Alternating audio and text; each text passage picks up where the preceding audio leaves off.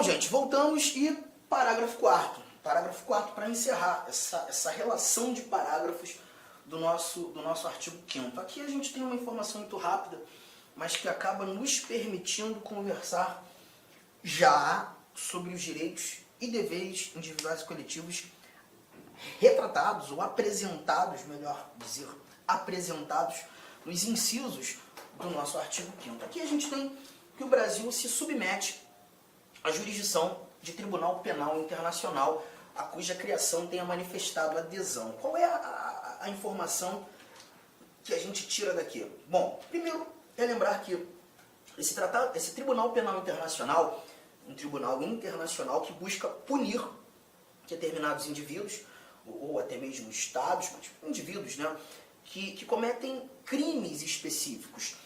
O Estatuto de Roma não é necessário examiná-lo, estudá-lo, pelo menos aqui no âmbito do direito constitucional, mas eu só cito, é justamente a regulamentação, as regras de processo e julgamento desse Tribunal Penal Internacional.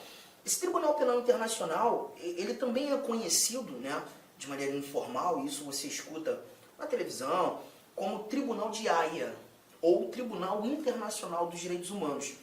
E ele busca julgar indivíduos que cometam crimes de guerra, crimes de genocídio, crimes contra a humanidade.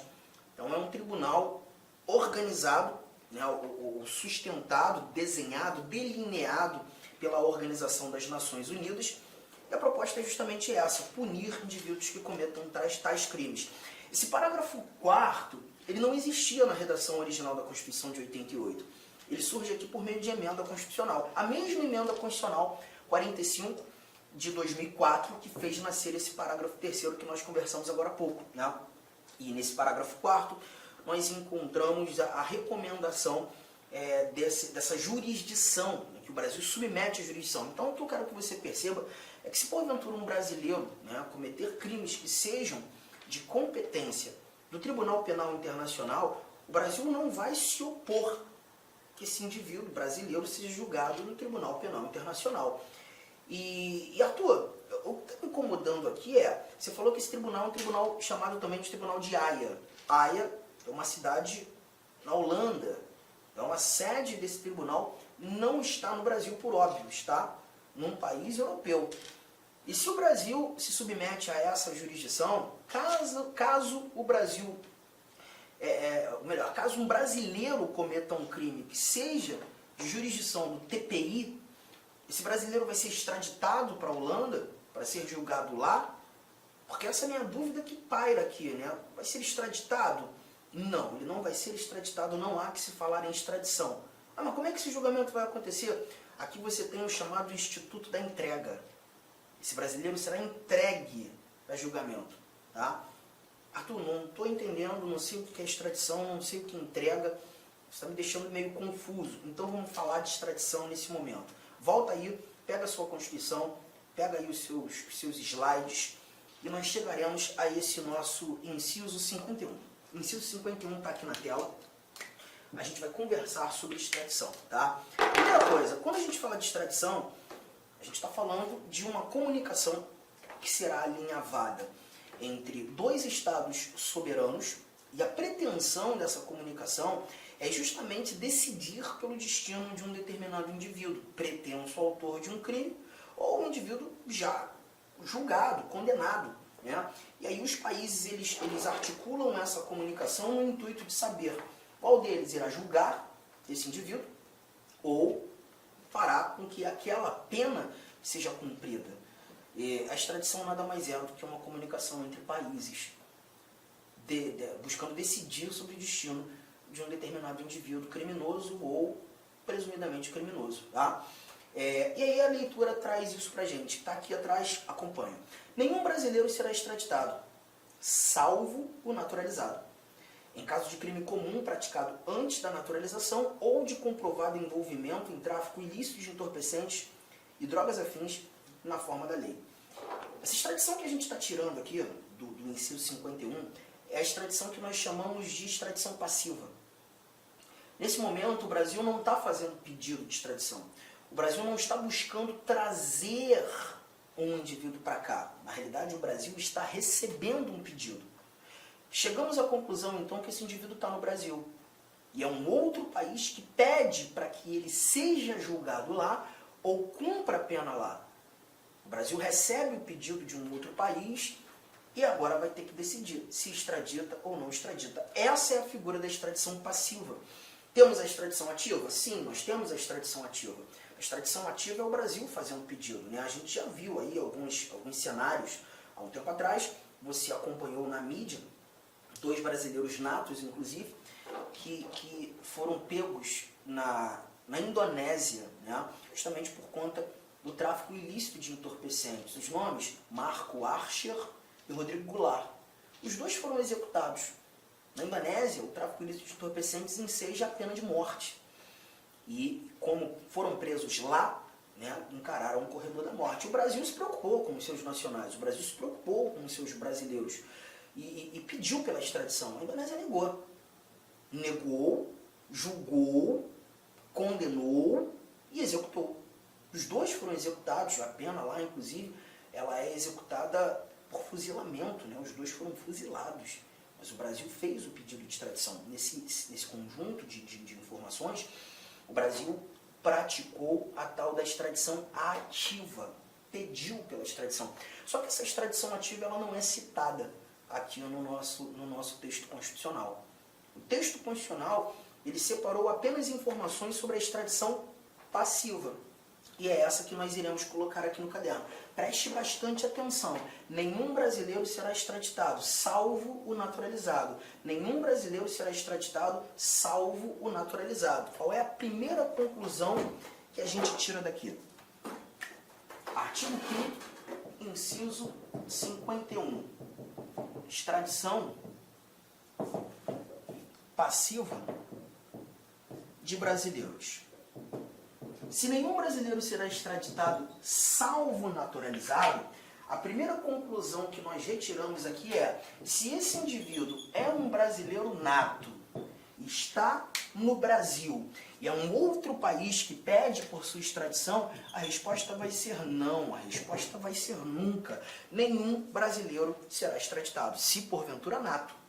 Tá? Então imagine, aquele determinado indivíduo foi lá para a Argentina, praticou um crime na Argentina, brasileiro nato, volta ao Brasil, estando no Brasil, a Argentina descobre quem cometeu o crime. Aquele brasileiro nato pede pela extradição. O Brasil, analisando esse pedido de extradição feito pela Argentina, evidenciando ser esse brasileiro um brasileiro nato, a resposta já está pronta. A resposta para a Argentina vai ser não. Agora, Arthur, ele pode ser condenado? Pode ser julgado? Pode, mas se porventura julgado, será julgado aqui no Brasil, pelas leis brasileiras. Juntos? Tranquilo?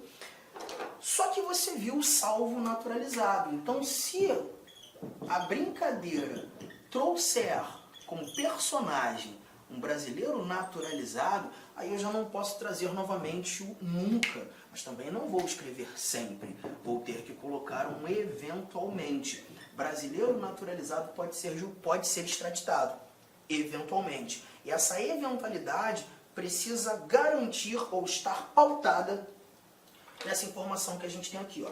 Nenhum brasileiro será extraditado, salvo naturalizado, em caso de crime comum praticado antes da naturalização, ou de comprovado envolvimento em tráfico ilícito de entorpecentes, drogas afins, na forma da lei.